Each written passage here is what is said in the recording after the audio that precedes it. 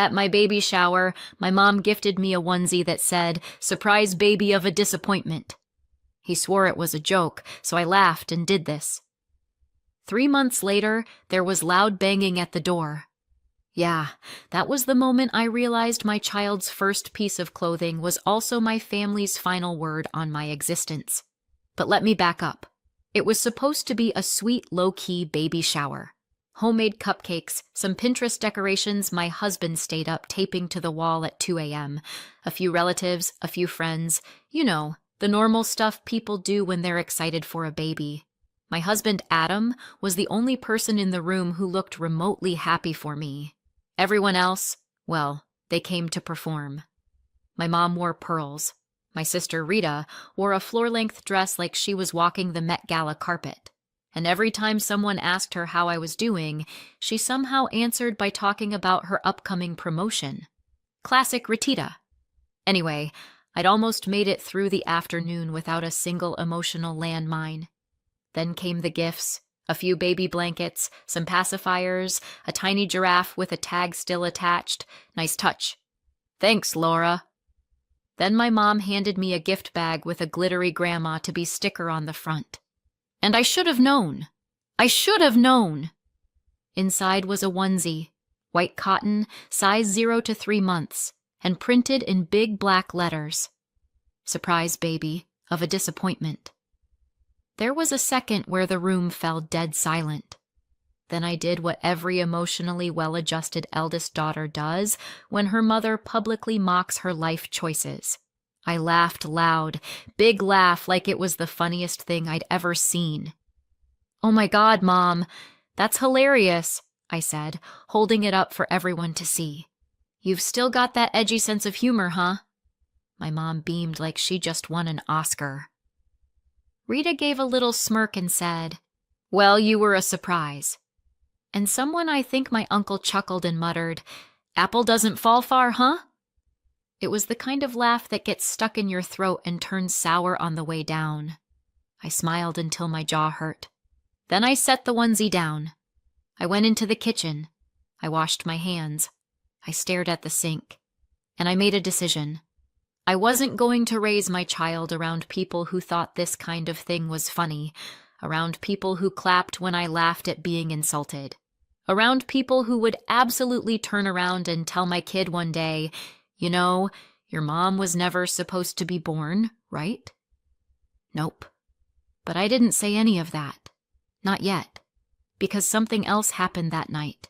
Something I didn't see coming. And that's when I realized just how deep the rot really went. The onesie was just the punchline. The real joke had been running for 30 years, and I was always the punchline. After the shower, I did what any unbothered, emotionally balanced pregnant woman does. After being insulted in front of friends and family, I went home, sat on the floor of my closet, and cried until I gave myself a migraine. Adam tried to comfort me. He really did. But what do you say when your wife sobs? Do you think they're going to treat our baby like me? He didn't have an answer. And that was the problem. I already knew the answer. See, this wasn't a one-off. It wasn't like my mom suddenly turned into a mean girl with a sense of humor shaped by TikTok comments. This had been building since birth. My birth specifically, which was apparently a massive inconvenience. I was the oops baby, the midlife crisis wrapped in a hospital blanket. My parents had Rita when they were in their 20s. Planned, perfect, the golden child. Then I showed up uninvited like an unpaid bill, and they never let me forget it. Growing up, it was always, "You're lucky we kept you." Honestly, you ruined our empty nest plans.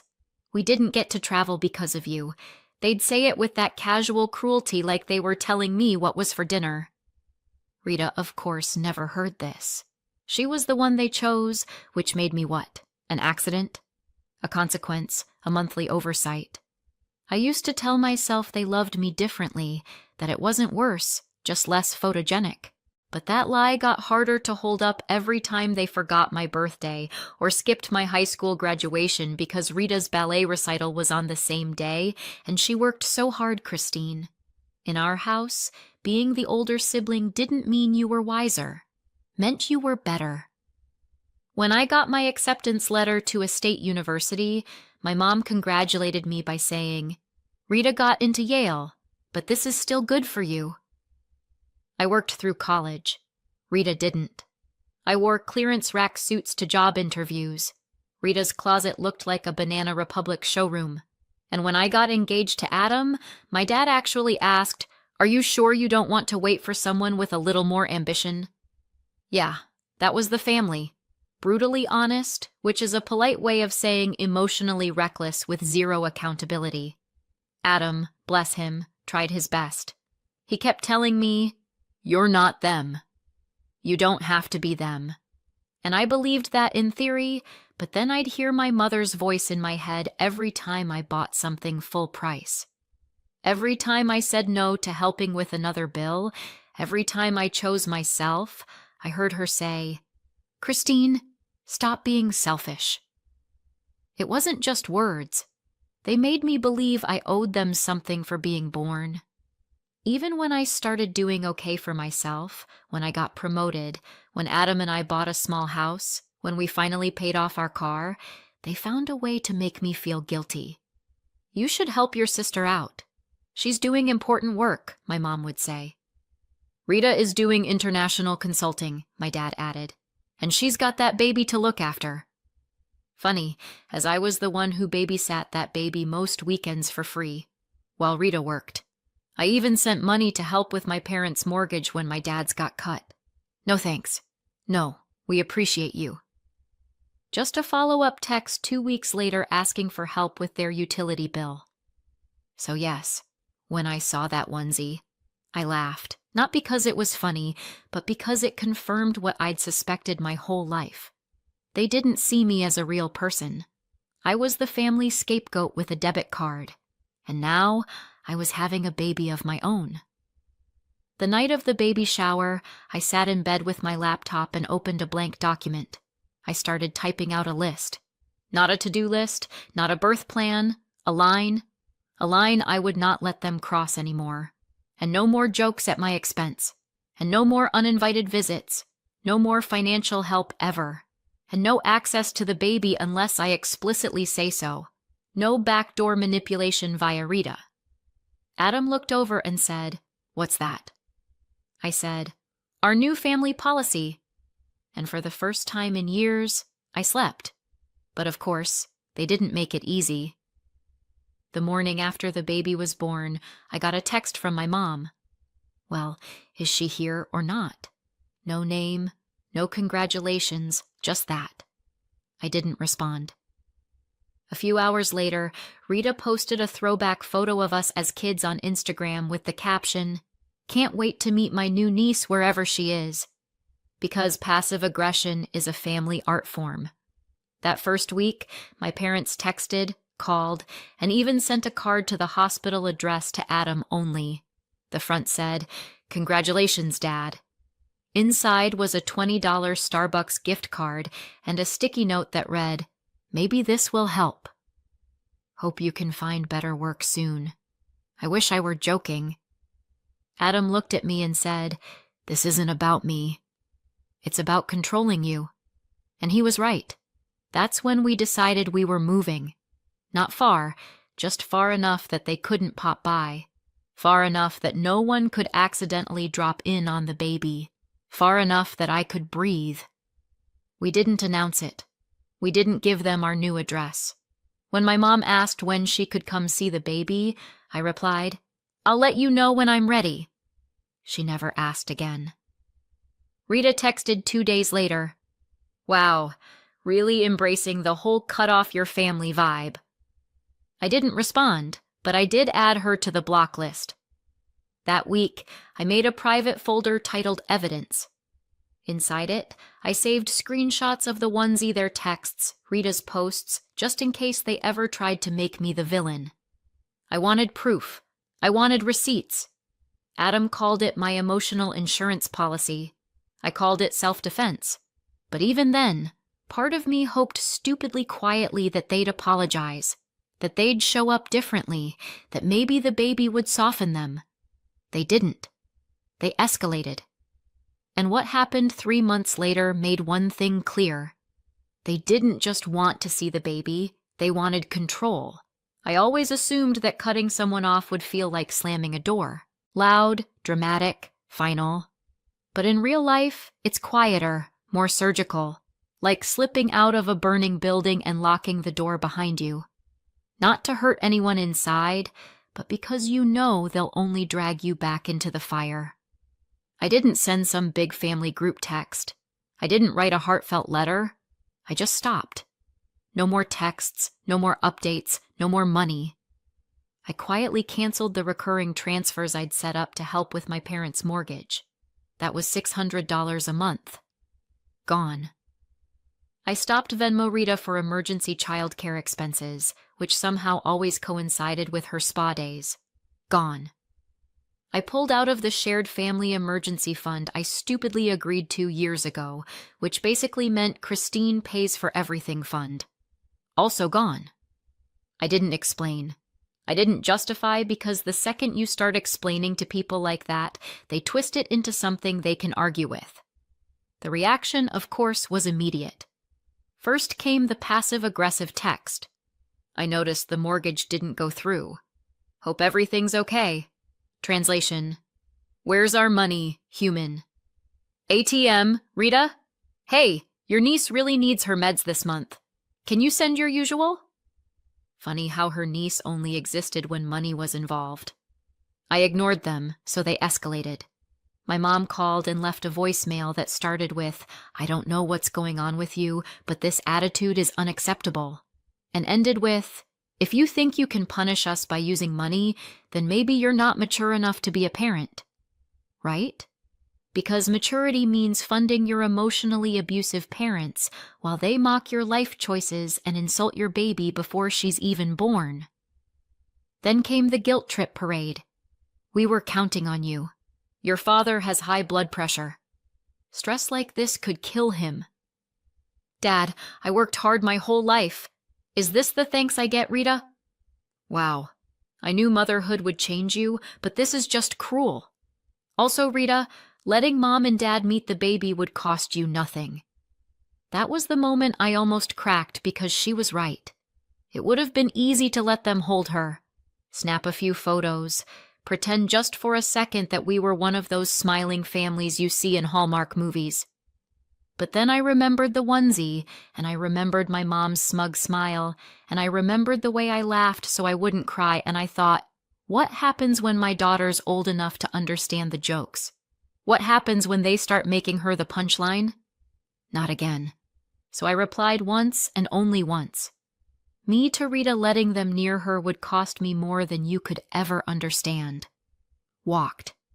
Then I changed my number quietly, just for my immediate circle. No dramatic announcement, just peace. For the first time in my life, I started sleeping through the night. Not because the baby slept, she absolutely didn't, but because I wasn't bracing for emotional landmines every time my phone buzzed. But peace never lasts when people like my parents don't get their way. Started with the Facebook post. My mom shared a baby photo of me and wrote, "I held my daughter like this once. Now I'm not even allowed to hold my granddaughter." Cue the sympathy comments from distant relatives who hadn't spoken to me since 2007. Rita followed up with a vague story about how some people punish their families for sport and how parenthood should make you softer, not colder. I said nothing. I just archived the post. Screenshots dated saved for the file I'd started in a folder titled, "In Case They Escalate." Turns out I'd need it sooner than I thought, because a few weeks later, I got a call from Adam's school. They'd received an anonymous tip saying he might be mentally unstable and possibly dangerous around children, which was laughable since Adam teaches first grade and once cried during Finding Nemo. The school took it seriously. Of course, they had to. There was an internal review. Adam had to meet with the principal and HR. Luckily, his co-workers backed him up completely and nothing came of it. But I knew who made that call. I couldn't prove it, but I didn't need to. That kind of vindictiveness has a signature. and my family had been signing it for years. So that night, I printed everything: text, social media posts, voicemails, old emails, every shred of emotional manipulation they'd ever handed me, like a party favor. And I called a lawyer, not to sue, just to ask, if they show up, what can I do? He told me about restraining orders, about cease and desists, about how to document everything. And then he said something that stuck with me. You don't have to wait until they hurt your daughter. You can protect her now. So I did. I contacted every mutual relative I trusted, only a handful honestly, and told them, my daughter will not be in contact with my parents or Rita. Please respect our decision. Most said they understood. A few pushed back. One aunt said, but family is everything. To which I replied, then it's a good thing I'm building a new one. We changed pediatricians, switched to a new daycare across town, removed our names from every registry my mom had access to, deleted old photos, started fresh. For the first time in my life, I was choosing peace over approval. And the silence? It was bliss. Until 3 months later, when the silence was broken by loud, frantic banging on our front door. Adam jumped. The baby stirred. Then we heard a voice outside. Christine, we need to talk. I looked out the window and froze. Who's my mother? Disheveled, crying, and standing next to her, a man in a cheap suit holding a clipboard. Debt collector. They weren't just here to beg. They were desperate. And in that moment, standing in my quiet home with my daughter in my arms, I knew they hadn't come to make peace. They'd come to take something, and I wasn't giving it up. There's a kind of silence that happens right before something breaks. I stood at the top of the stairs, baby in one arm, heart pounding as my mom kept banging on the door. The man next to her, clipboard, cheap suit, regret in his eyes, was clearly not part of the reunion she'd imagined. Debt collectors don't do hugs. Adam looked at me. Do you want me to? I shook my head. No, I've got this. I handed the baby to him and walked slowly to the front door. I didn't open it. I didn't need to. My mom saw my face through the glass panel. He started crying harder, loud performative sobs, always a flair for drama. Christine, please just talk to me. We're in trouble. We need your help. You can't just shut us out like this. Behind her, the debt collector shifted uncomfortably. He was holding a stack of papers, trying not to look like he wanted to evaporate. I crossed my arms and said loud enough for both of them to hear.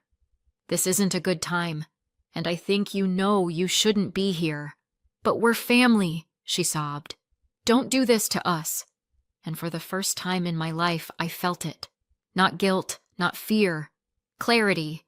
I didn't do this to you, I said, voice calm. You did? And then I closed the blinds. I could hear her scream from the other side of the door, but I didn't flinch. I didn't cry. I went back upstairs, kissed my baby's forehead, and told Adam, let's call the lawyer.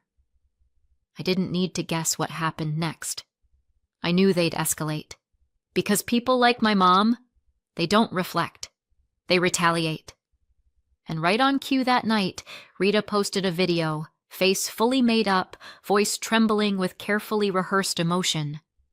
My sister cut off our parents after they made one mistake. She's using her baby to punish them. They're financially ruined. They cry every day. If you know her, please reach out and tell her she's better than this. I laughed out loud when I saw it. Better than what exactly? Better than setting boundaries? Better than walking away from abuse disguised as tradition? I didn't reply. I didn't share it. I didn't try to defend myself because I didn't have to anymore. The next day, my lawyer sent a formal cease and desist letter, not just to my mom, but to Rita too. Any future attempts to contact me, Adam, or our daughter would be documented and used as evidence. I wasn't bluffing. Neither were the consequences. They tried everything. emails from burner accounts, anonymous voicemails. One showed up as unknown caller and left a message that said, "Your child will resent you for keeping her away from her family. Nice try, Mom."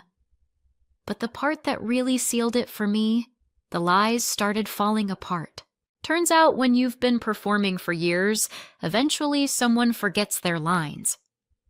A cousin reached out, one I hadn't spoken to in ages. He said, "Hey, I saw what Rita posted, but I also remember the way they used to treat you growing up.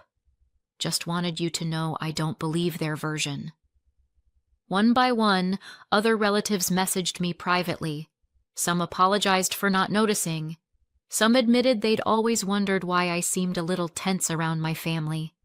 One aunt wrote, "I remember your mom saying you owed her for not getting an abortion." I never forgot that. I did, though. I'd buried it deep, but there was proof. They'd been saying the quiet part out loud for years, so I did the unthinkable. I told the truth. I didn't make a public video. I didn't post some messy call-out thread. I just shared a simple message to a small group of extended family. I'm not cutting off my parents because of one joke. I'm cutting them off because of a lifetime of emotional manipulation, conditional love, and years of financial exploitation. The onesie was just the last straw. Attached were screenshots, photos, voicemails, no commentary, just facts. The silence that followed was delicious. A few people unfriended my parents. One relative forwarded me a message my mom had sent them, saying I'd lost my mind after giving birth and needed professional help. They were trying to discredit me now. It was their last card, and it failed because people started seeing the pattern, the lies, the desperation, and I started seeing who my real family was. The friend who drove across town just to bring me coffee and sit on the porch. The neighbor who left a handwritten note that said, "You're doing the right thing." The former coworker who mailed me a blanket for the baby with a card that read, "Your child will grow up free." That's the greatest gift of all. It's been 4 months since the onesie. We moved 2 towns over, smaller place, bigger piece. We changed pediatricians again. New daycare, a new phone number, a new chapter. The baby sleeps a little better now. Adam laughs more. I smile without checking if someone's watching.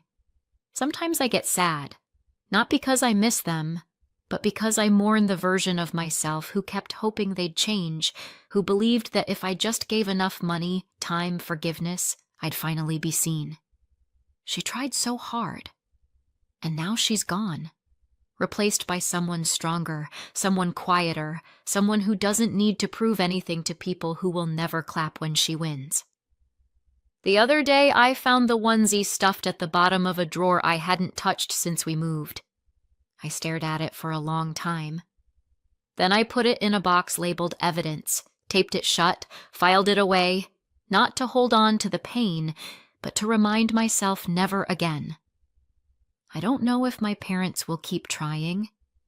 I don't care because every time I look at my daughter, her big eyes, her wild laugh, her little hand wrapped around mine, I know one thing for sure.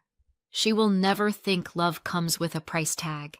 She will never learn to laugh through humiliation. She will never have to earn affection from people who resent her for existing. Me? I'm not a disappointment. I'm a mother, and I finally know what it means to protect something you truly love. That's the story. Not the one I ever imagined telling, but the one I needed to live through to finally understand what love isn't. If you've ever had to make a decision like this or even thought about it, I'd love to hear your thoughts.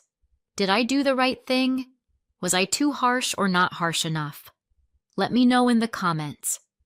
And if this story meant something to you, or if you just want to hear more stories like it,